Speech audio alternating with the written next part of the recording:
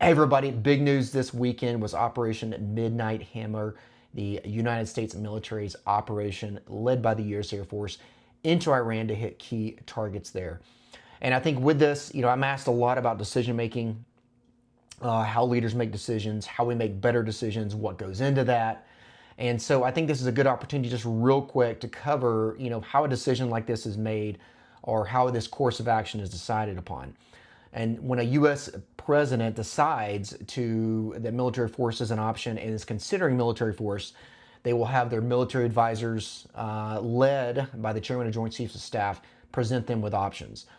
And this chairman of Joint Chiefs of Staff will go down to the other lower level generals and much other tactical planners way below them, younger officers that are preparing these plans, presenting these plans, and fine tuning the details, what resources are involved, what they're going to need, how long it's going to take, and then that gets funneled back up, who presents these options to the president.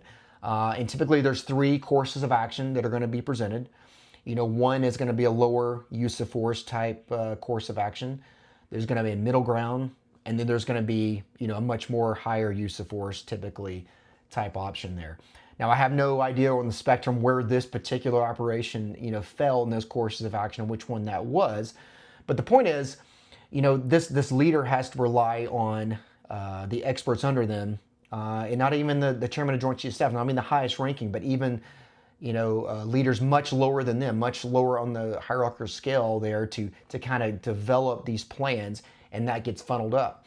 And so then the leader, the president, considers these courses of action based on what intelligence we have, based on what information we have, and then they're presented with a risk analysis, both risk to our forces, to the civilian force, what are the probability of success, what else is involved, what it's going to take to do all this, how long will it take.